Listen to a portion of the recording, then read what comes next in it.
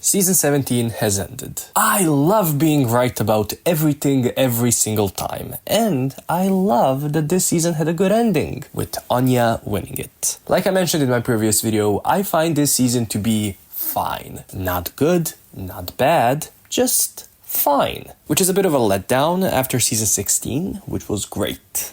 However, it is mostly a watchable season. If you can stomach a couple of episodes where nothing happens in the beginning, you're in for some pretty good competition between Onya, Sam, and Suzie mostly, with the other queens remembering from time to time that they are in the competition as well. I've been saying this for years now, but they need to retire the talent/variety show challenge, because most queens just lip sync and perform their quote-unquote original songs. It's like if you're a car mechanic and you go into a car mechanics talent show and you're like, my talent is fixing cars. Girl, no, it's not. That's the description of your job. Other than that nonsense, the two major problems of this season are the cast, with the over-reliance on the Nepo queens, which ate up screen time reminding us who they were related to, which ended up not amounting to literally anything, but all of them simply feeling like Temu versions of previous iconic contestants, and also making 2/3 of this cast feel like filler queens. The second problem is the lack of proper storytelling. The season starts with this idea that Lexi is going to be the main character, a queen that is going to go up against the younger queens that are underestimating her because she's older than them, but then she just becomes Suzie Toot's #1 hater. Suzie, on the other hand, just exists, and she's shown as the villain of the season, getting support from pretty much only Onya, whose only storyline lasted for a couple of episodes in the beginning, where she was shown as a villain too, who sabotaged queens. And we know that Onya was not the villain of the season. It's a shame actually that Onya, such a strong competitor and a great character, was shown as the least important character out of the top 4. Hell, even out of the top 5. Onya deserved much better. This is the point system we're using. I'm going to rank the queens based on how they did in the season, and I will show you my favorite looks of theirs, tell you a little bit about them, later explain some placements for the season, and you will tell me what you thought of the season, if you had any unpopular opinions on how the season went, and you will like or dislike this video, and you will subscribe, because at 10k, nope, at 100k, I'm leaking my nudes. In the last place, aka the queen who did the worst this season, is Joella. My initial reaction to Joella was that she was so over the top, and that I loved it. To be honest, I do still feel that way. That level of delusion beats Valentina's or Shea Coulee's fans, honestly, because Joella did not show a single good thing in the season regarding her drag, and she presented herself like she was RuPaul herself. Amazing casting choice. I've heard of Disney adults, Lady Gaga adults, but a Katy Perry adult? Girl. You must excuse some of my reactions to these queens though, because this is the first season where I'm older than half of the cast, and the inevitable call of death is at a great distance, but still, it's clearly visible. In the 13th place, my pick to go far after the first episode, Lucky Starzzz. Oh, I hate it here. I loved Lucky. Genuinely worst drag name ever. It even beats that one spelling bee champion from season 16 for the title of worst drag name. Other than that, I loved Lucky's aesthetic. Her life story that she shared on the season was so sad, and I was like, oh my god, can I take care of you? But seeing that she revealed it so early on, I knew that she was going to be an early out. I wanted to reach out to Lucky and do the unpopular opinions video with her, and she has all these social media platforms everywhere, and I don't have an account on any of those, so I cannot message her. So like, girl, give me your email or something, like, let's do it. But okay, never mind. Bonus points for Lucky for being good looking out of drag. In the 12th place, we have the weirdest casting choice of all time, Hormona Lisa. Such a stupid drag name, but I love it. I still have no idea how I feel about Hormona. Her aesthetic is fully realized, but it's not interesting to me. She can be funny, but it doesn't happen that often. She's campy, but not campy enough. Although her out of drag wig is the campiest thing of this season. She's a gimmick casting choice, but then again, most queens on this season are gimmick casting choices. But I do think that Hormona's casting is fun and different. In the 11th place, we finally have a queen that actually had some presence in the season, Kori King. My initial reaction to her was that this was just Tina Burner, but with slightly better drag. And then the season happened, and I started watching her YouTube videos. And guys, Is this a safe space? Kori King is low-key my favorite queen of this season, or like at least in the top 3 with Suzie and Onya. I like drag that's either, Tatiana, exciting or stupid, but not stupid in a bad way. Kori King's drag is stupid in the best way possible. It's not serious, it's fun. You can see that she's having fun doing it and that she allows people to laugh at and with her. She's in on the joke, but she's also the butt of the joke, but she's also the one making the joke. She's amazing. However, the way that she absolutely ate Lydia's face during that lip sync. Diabolical. I cannot wait to see Kori on an All-Star season. In the 10th place, we have another filler queen of the season, Acacia Forgot, who out of drag looks like every single bleach blonde butch lesbian that I know. I like her drag name, but the war flashbacks I got to Tumblr and Acacia Brinley. Please tell me you guys remember that too. Loved Acacia's talent show, and it's insane to me that she was the worst performance of episode 1 when she actually did something that most queens cannot do. She was absolutely correct in her annoyance with the results and just the bullshit that she had to endure during the first couple of episodes in the season. But the moment that she had with that stupid reaction to Suzie giving her valid critique and trying to help her stay in the competition was the moment I was ready to see her eliminated. Like, I was on Acacia's side with all the bullshit, like I said, that she had to endure for the first couple of episodes, but the nonsense in episode 8 was too much. In the 9th place, we have Lana. Honestly, cool name. I'll be honest, I did not like Lana up until like episode 10. Up until the roast. I don't know if it was just the edit mixed in with the fact that she was the youngest queen of the season, well, that she is still the youngest queen of the season, but she came off as very entitled while not being particularly good at anything other than having long legs. Which, like, okay, that's neither a talent nor a skill nor something that you had to work towards, and also we already have Naomi, so like, do something else. I'd say that Lana was the biggest filler of this cast, but the weird thing is, the moment that she loosened up a little and realized that there is actually a personality there that does not have to hide behind the presentation of, oh, I'm a fishy drag queen and I'm a model, she became highly likable. She's going to do well on some future All-Star season, she's not going to win it, but on season 17, she really did shit the bed. In the 8th place, we have Arrietty. So, she's diabolical, and I love her for it, and I liked her the most in that last episode. Yeah, girl, steal someone's jokes. Most jokes on Drag Race roasts are stolen or reworked, and I'm surprised nobody has done it already. My initial reaction to Arrietty was, I quote, oh, another elf lady. But that's a very poor read on my end, because she had maybe the best aesthetic of the season, or at least my favorite aesthetic. I love her makeup, and I love how elaborate her costumes are, but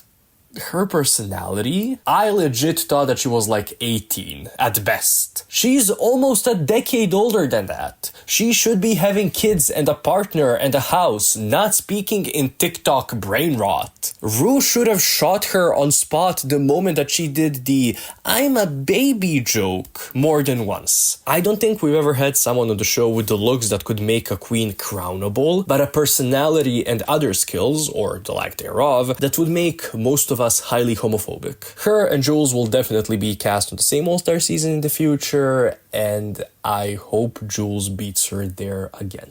In the 7th place, we have the queen with absolutely the messiest aesthetic on this season. Argue with the wall. Lydia Butthole Kollins. Great name. So I have to mention this again. Lydia came into the season presenting herself as this goth, horror-inspired, ooky spooky queen. And then she never did that again. A drag queen will wear black hair and she'll call herself a goth. Like, chill. But she is definitely a standout character of the season, and it's clear that she is one of those queens that gets by or gets praised on their charisma a lot. And Lydia has such an interesting presence. She's very quiet, but she also has such a dry humor. She's kind of giving Victoria Beckham's personality. Oh, also, here's a random pic of Victoria Beckham. Aw, remember when I used to do that? Death is coming for all of us.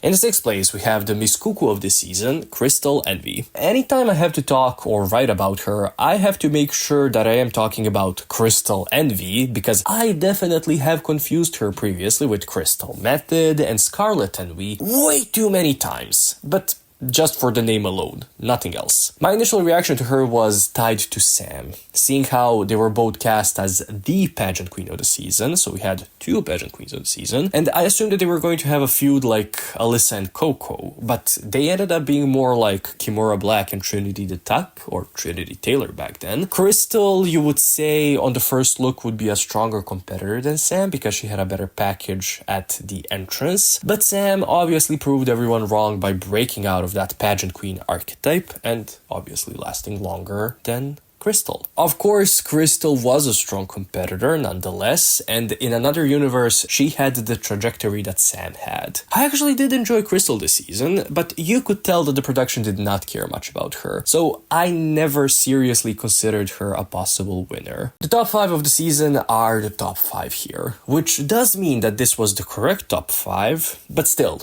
the season is a little top-heavy. In the 5th place, we have the queen that had a bigger heel turn in this season than John Cena, Lexi Love. Oh my god, how we were all fooled in the beginning. So my initial reaction to Lexi was, quote, love her energy, really cute drag, loved her entrance look. All of these do still stand. She's very energetic, her drag is cute, and I do love her entrance look. However, I was also calling Lexi my favorite and the queen most likely to win the season, because the edit was so favorable towards her. Now, of course, it was because at first she really was likable and fun, but she became such a monster after 4 or 5 episodes. The breaking point for her was the RDR live episode, where her obsession with Suzie started. After that, she became so annoying and hypocritical, to the point where I did not want her in the season anymore. You know that she could not have been painted as the villain of the season because the season wanted to avoid the transphobic allegations, but isn't it worse to idealize her and show her as correct, even though she was so clearly wrong 99% of the time? And then, on top of that, in order not to risk not having her in the finale, the show did not even have the balls to put her in the bottom 2 against Suzie, so her entire character development amounted to nothing. Hopefully she does come back to All Stars a little more ready for the competition and a little more sure of herself. In the 4th place, we have the queen that had the biggest face turn in the season, Jules Sparkles. Okay, I mean, Jules was never really a villain. She was just in the vicinity of immature queens and villains, and acted like them, that she herself was a little annoying from time to time. However, after the roast episode, when everyone attacked her, even though she did nothing wrong, she became such a likable character for standing up for herself that by the end, I would have been okay with her winning. I mean, it wouldn't have been fair, I wouldn't have been thrilled, but I would have been okay with it. It would have been a better choice than Sam or Lexi winning the season. But I know the kiddies are gonna eat her up on an All-Star season. Possible future winner of All-Stars, maybe? If she gets her shit together and stops stalking in TikTok, brain rot, banter, then yes, she might as well be. How was that? Can I do her for Snatch Game? No? Not into it? Okay. Alright, top 3. The queens in the 2nd and 3rd place have the same PP score. However, one of them has 2 mini challenge wins under her belt, while the other has 1. Therefore, in the 3rd place, we have to put Suzie Toot. Oh, Suzie. Tailor-made to be the robbed queen of the season. The echoes of Ben de la Creme on season 6 are very strong in Suzie. However, I wasn't that high on Suzie after her entrance into the workroom. Writing gimmick casting choice, not gonna win. Now, she is a gimmick casting choice in the sense that she's our token old Hollywood aesthetic queen, a la Jinx, Dela, Max, or Blair, and in Suzie's case, this is a very successful casting choice. In another universe, she is the winner of this season. She's the queen with the fewest amount of below safe placements this season, with only 1 below safe placement happening when she gets eliminated. I'm definitely going to do a video on the mistreatment of Suzie, so I won't talk too much about all that now, but I do want to mention one thing. Suzie has the 2nd best aesthetic of this season. No,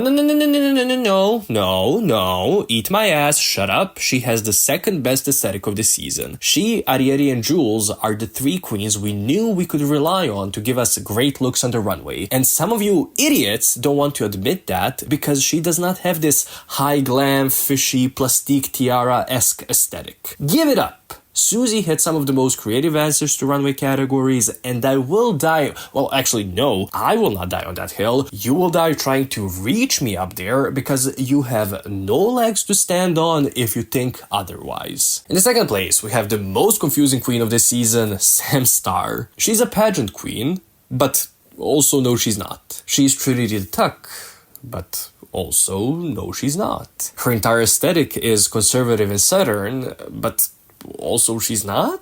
On one hand, she was fun to have in the season because you never know if she's going to be the strong pageant queen that's competitive, prepared and methodical, or Lexi's sidekick that has never heard of logic and that's going to mindlessly yeehaw throughout the episode. Either way, her confessionals were a bit of a pain to listen to because you could kind of see that she, like Arrietty and Jules, was constantly playing a character and not allowing us to get to know her. This kind of a queen can never win Drag Race, especially nowadays, but I did enjoy Sam in the season, because with her, I realized I missed the token pageant queen or two per season that always brings drama or strong competition, or both. In the first place, we have the winner of the season, Onya Nurve. She's the strongest competitor of the season overall, but also, if we're just looking at the wins, she has the most amount of wins. Tell me why, then, was she ignored in the edit? Literally, what was Onya's storyline episode by episode? There is none. The show clearly did not envision Onya as a possible winner, kind of like what happened to Jada, and they made the season heavy with Jules and Lexi content. Crystal and Gigi.